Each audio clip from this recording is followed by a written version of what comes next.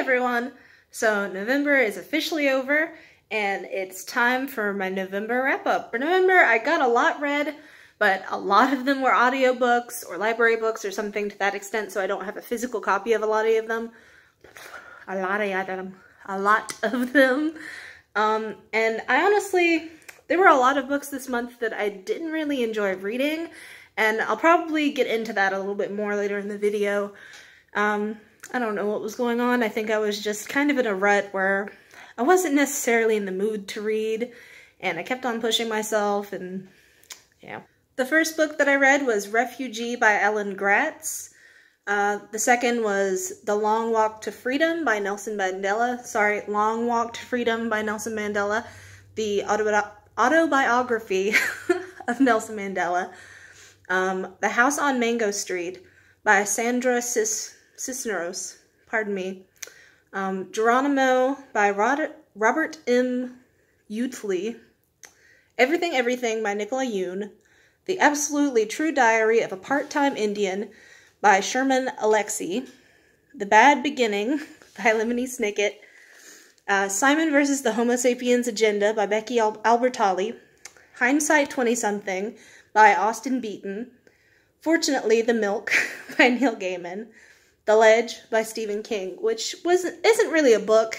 It's more of a short story, but I'm counting it because that's kind of the format that it came in. There was also I've Chosen to Stay and Fight by Margaret Cho. The Poet X by Elizabeth Acevedo. The Sweetness of Tears by Nafisa Haji. Beloved by Toni Morrison. Dreams from My Father by Barack Obama. Love in the Time of Cholera by Gabriel Garcia Marquez. Crazy Rich Asians. Black Klansman by Ron Stallworth. My anatomy textbook, which I don't know why I threw it in there, but I guess it counts. I finished reading it this month and I read the entire thing, so I'm counting it. And then I ended it off with Californian,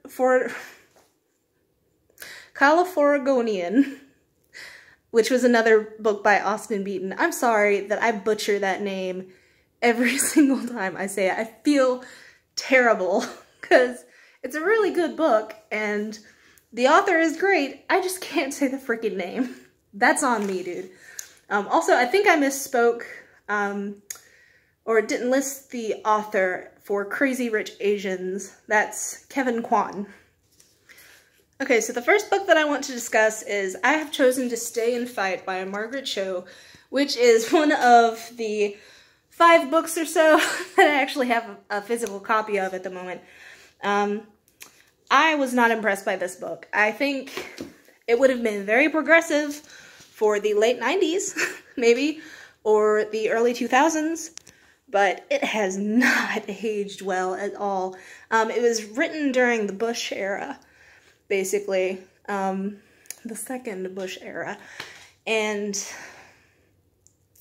I don't know. It's not just that it didn't age well. I feel like it was advertised as a comedy. Maybe a comedy with political leans, but still a comedy.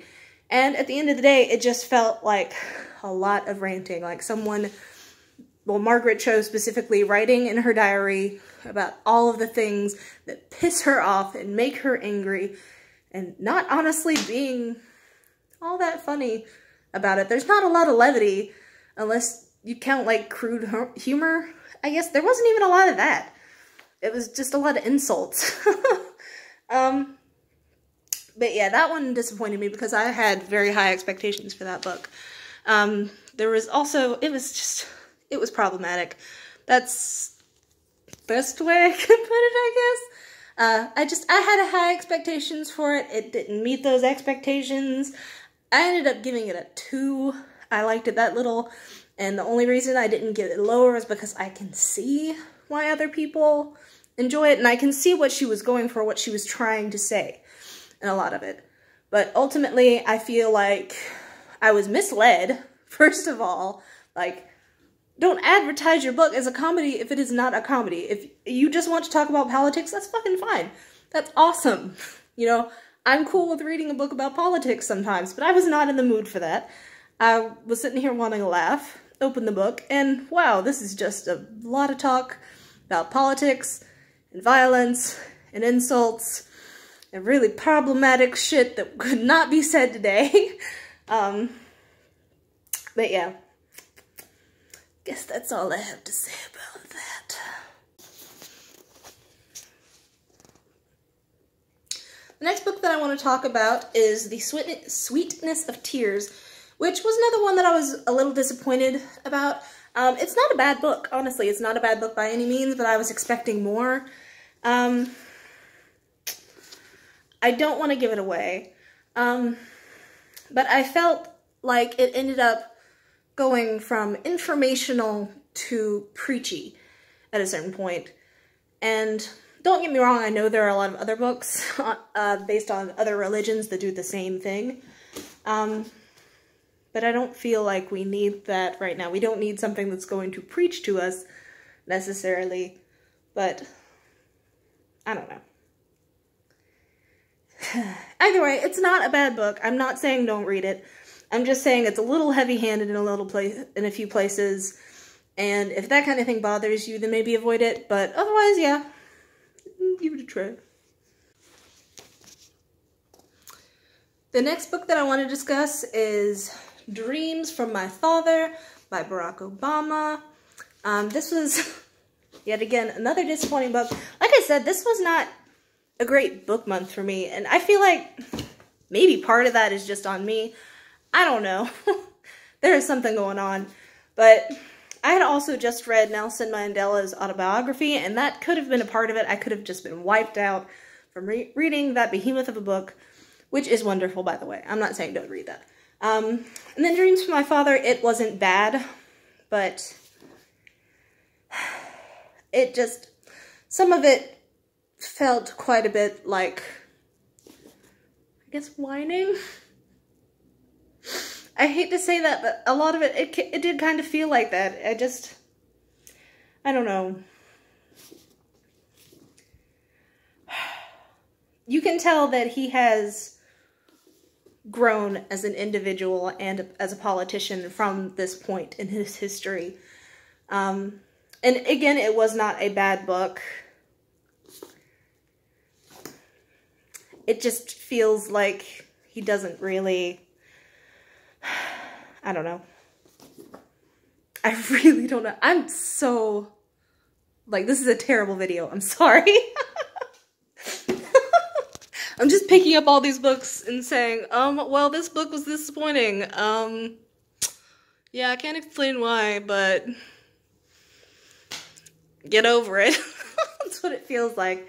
Sorry that I can't really be more informative. No, I was expecting more, I guess, and that's on me. It feels like a lot of these are just me getting my expectations really high and then reading the book and being like, oh, well, this is fine, I guess, other than the Margaret Cho book, which I actively disliked. But the other ones, like, they're not bad. You know, they're not bad. It's just, like, they're not at all what I expected. Now, on to the next book, which also fits that category, but I didn't like, and you guys are gonna tear me a new one because of it. I posted about it on Bookstagram, and people got so pissed about it. Like, I have never had anyone be ugly or rude to me on Bookstagram or Booktube, but that's what happened when I posted my review of this. It's Love in the Time of Cholera by Gabriel Garcia Marquez. I can see the merit in this book. I'm not saying that I don't see why other people like it. I do see why other people like it. That's great. But for me, I was stalked as a teenager, like actually stalked. And part of me still lives in fear that that individual is going to find me one day.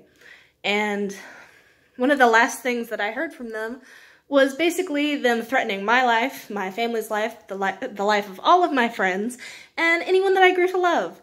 So, yeah, I'm not a fan of stalking. I'm not a fan of obsessive love used in romance, and that felt like this in Love in the Time of Cholera. They meet when they're younger, and she goes off on her own to pursue her life. She falls for someone else, but he continues to obsess over her for their entire life. And then her husband dies, and he finds her. And it turns into this, you know, romantic adventure and all that. And I don't know. You guys are probably shaking your fists right now like, oh, that's not how it is at all. That's how it felt to me. That is how it felt to me. And I am not saying don't read this book, because obviously this is just a very personal thing for me. Like, if you want to read this book, please go ahead and read it. It bothered me on a very personal level. Sorry, my arm was starting to go to sleep because I was holding it above my head. Now, last couple of books that I have physical copies of are by Austen Beaton. There's Hindsight 20-something, and See, I did it again. Californian. I did it right that time. I got it. But they're both by Austen Beaton, and I feel like they kind of go together, honestly. The first one is a collection of, I don't know how to put it, I guess little short stories, but very short stories, like little blurbs, written from the perspective of 20-somethings. They're all true stories, and they're just written from different perspectives about different things in life, and it's a very interesting book. I really enjoyed reading it. But then Californian, got it again, it's kind of an expansion on that, because Austen, he includes one of his stories in Hindsight 20-something, and he expands upon it in Californian, and also sort of includes a social experiment of sorts, where he asked people in his life to give him 3 words, and then wrote them a letter based on it. And then it's also kind of a series of essays. I feel like I'm not explaining this very well, but I thought it was well done, and it was a very creative concept. I enjoyed reading it, and I can't wait to see what Beaton has coming up next. He kind of seems like an up-and-comer, if I'm allowed to say that. I don't know. Me sitting here like, I don't know why I didn't really like this book. I just know it was okay. I'm obviously very reliable. But yeah, those are the physical copies of books I want to talk about. Now I'm going to discuss some that I don't have physical copies of, so you're just going to have to bear with me. So there are 2 books that I read this month that I didn't end up giving a rating of any sort when I reviewed them on BookTube, and that's because I feel they're too influential to be demeaned by a rating. You know, I can't just say, oh yeah, this is a 5-star book. No, they're too influential to be limited to 5 stars, you know. I feel like everyone should read them. Like, and that's it. The first one was Long Walk to Freedom by Nelson Mandela, and Refugee by Alan Gratz. Refugee, especially during this day and age. Sorry about that, my husband called. Middle of the video. And now my cat has decided that she wants to cuddle. But yes, I feel like refugee is pretty important in general at the moment. In the current political climate, this is my life. Anyway, and Nelson Mandela's autobiography is as well. I don't think I'm going to get a lot done for this second, because the cat. Okay, but yeah, those are, Jesus Christ. I love this cat. Her name is Ezra. She's a pain in the butt and the neediest cat I have ever met. But that's not what we're talking about right now. We are talking about 2 immensely influential and important books. Refugee follows the story of 3 children who are refugees, one from Holocaust era Germany. And I'm sorry, this is not a funny topic. This is what keeps making me laugh. Another from Cuba during a time of turmoil, and another from current day Syria, 2015 Syria actually, to be exact. And they're all essentially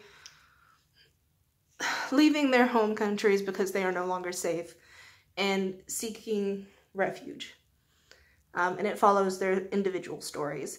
Long Walk to Freedom, if you know anything about Nelson Mandela, he fought for the rights of people of color in South Africa during the era of apartheid, which is just kind of, but it follows his story from childhood all the way to where he is finally released from jail, and his career throughout it all.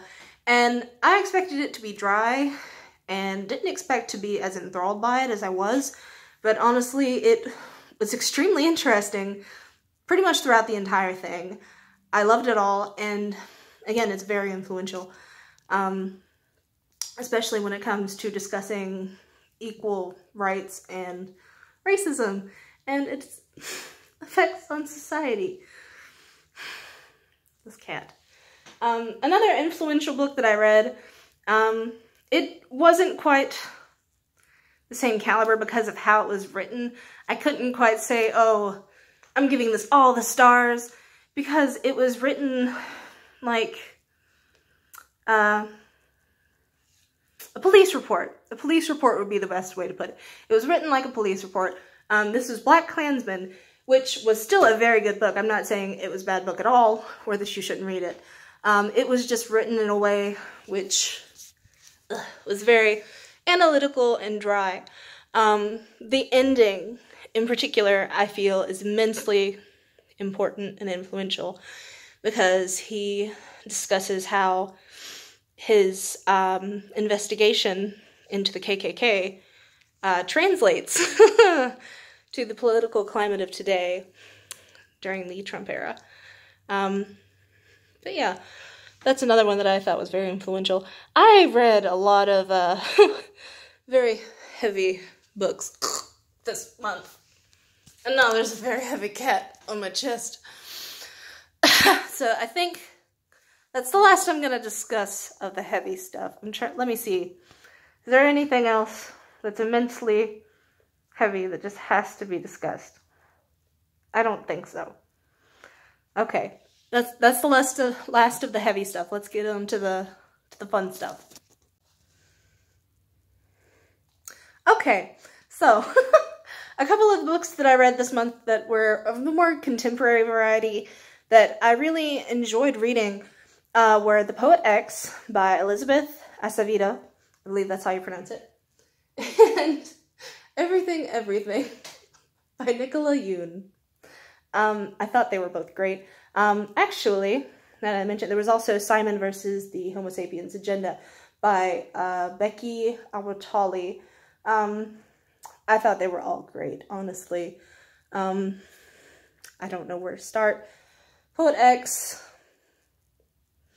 is about a teenage girl who grows up in a household that doesn't really approve of self-expression and individuality. And it's basically a religiously abusive household to an extent. One parent is kind of neglectful. Jesus Christ. And the other, and they abuse it. Which is not good, obviously. But the protagonist uses slam poetry in order to express herself. And, oh my god, I have my chest back. I'm making it sound much more simplistic than it is. It's quite an emotional journey. I enjoyed every bit of it. Yeah. Elizabeth Acevedo, if I'm pronouncing that right, she did a great job with depicting what it's like to be in an abusive household and to not feel as though you have really any control over your own identity, I think. And then there was also Everything, Everything by Nicola Yoon, which was also very much about isolation. It's about a girl who has a disease that makes it so that she cannot leave her house. She has to be isolated from everything because she's basically allergic to a little bit of everything. And if she leaves her house, she will die. That is what she's been told her entire life. She has been sick since she was a little girl, and she can't see anyone. Anyone who comes to the house, they have to be disinfected. They can't touch her. There are all these requirements. She has a nurse with her around the clock. She is extremely isolated. She has no friends. She doesn't have any family except for her mother, because her father and brother died in a car crash when she was younger. And then she has her nurse, and that's all she has. And then one day, a teenage boy around her age moves in next door, and she finds herself kind of becoming enthralled with the family's life. And I'll stop talking about it because I don't want to ruin it or spoil it. But I really enjoyed the book. I predicted the ending, but at the same time, I really enjoyed it. It was very sweet. There was so much of it that I thought was kind of refreshing, because it's just written from the viewpoint of innocence and wonder. And I thought that was really nice. But there was also Simon versus the Homo Sapiens Agenda by Becky Albertalli, and I friggin' loved that book. I've been wanting to read Simon versus Homo Sapiens Agenda for ages now. I finally picked it up. I listened to the audiobook technically, but I finally listened to it all the way through, and I loved it. I adored it. I'm not going to go too far into that because that book can easily be spoiled. But basically, Simon is a gay teenage boy, and he is not out to anyone yet except for a stranger on the internet. And he spends the book getting to know this individual and eventually wants to meet him. And that's all I'm going to say, because if I say anything else, it kind of just gives away the story, and I want you to check it out. I also read 3 traditionally children books, I guess you would consider them, this month, and loved all 3 of them. I said it was a bad month, but honestly, there were a lot of great ones, too. There was The House on Mango Street by Sandra Cisneros. Again, sorry if I'm mispronouncing that. But this one was a little heavier than the other ones. I'm just going to go ahead and get the trigger warnings out of the way. It does involve rape. Just going to go ahead and get that out of the way. But it's about a little girl who grows up in a neighborhood that is impoverished, basically. And she spends her days dreaming of a time where she can live in her perfect house in an ideal world. And it kind of explores the world that she's living in now. I won't give any more away than that, but it was both a very sweet and heartbreaking book. And a little problematic at times, because, you know, kids are mean. But, yeah, I would recommend it, but just know going in that it's not all flowers and sunshine. There was also The Bad Beginning by Lemony Snicket, and, I mean, those books just say ahead of time, hey, yeah, you're not gonna have a good time. This is a series of unfortunate events, and it says it as often as possible. This is not a happy story. But that being said, it was so well written, and I love the way that Lemony Snicket writes. I had read some of this to my younger siblings in the past, and I absolutely loved his writing. I just thought it was wonderful. It was just so much fun to read. So I finally decided, hey, you know, why don't I just finish the book and try reading the series? So I'm working on them one by one. You know, if I need a break, then I throw one of those on, like on an audiobook, or I pull it out to read a few pages. And I'm really enjoying them so far. The first one is the only one that I've gotten all the way through. But yeah, I really enjoyed that. And then the third one, oh my gosh, I think it's my favorite book of the month.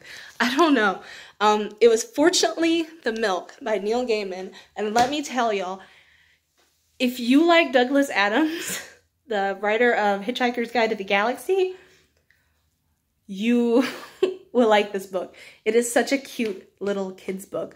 Basically, a father goes out to get some milk for his children's breakfast, and he's really late getting back, and the kids ask what happened, and he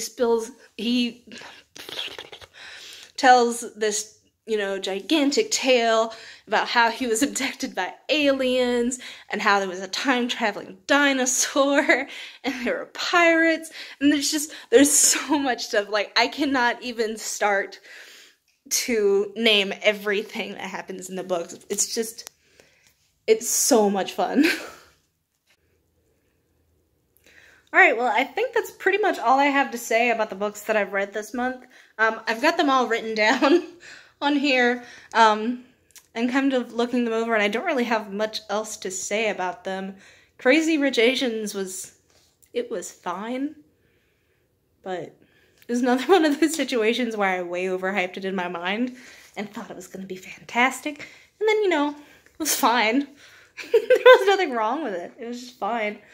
And yeah, Beloved was good, but another one that I kind of overhyped in my head. I probably would have given that one like a 4-star. Expected it to be one of those where it was just like, oh my god, this is my new favorite thing ever.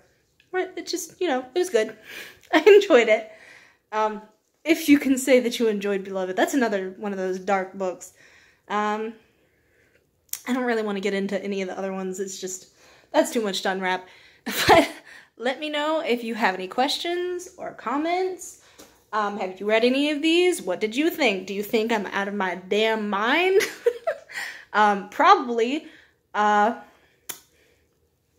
Let's see who cusses me out first for my opinion on Love in a Time of Cholera, because I know that one is probably going to be the one that gets the most shit. I already know it. Not BookTube, Bookstagram already taught me that there are people who will freaking fight you over that book. And don't get me wrong, my older sister, she loves it. That's part of why I was so disappointed, because she is borderline obsessed with that book. She absolutely loves it. And all of her friends love it. And everyone's always ranting about it. And that's part of why I was so disappointed. Anyway, I'm going off on a tangent. And I was trying to wrap up the video. But yeah, let me know if you have any questions or comments or rants or anything like that. But don't forget to like and subscribe while you're doing it. You can call me a million names in the book as long as you know, comment, like, and subscribe and all that. I don't care what you call me. Anyway, bye guys.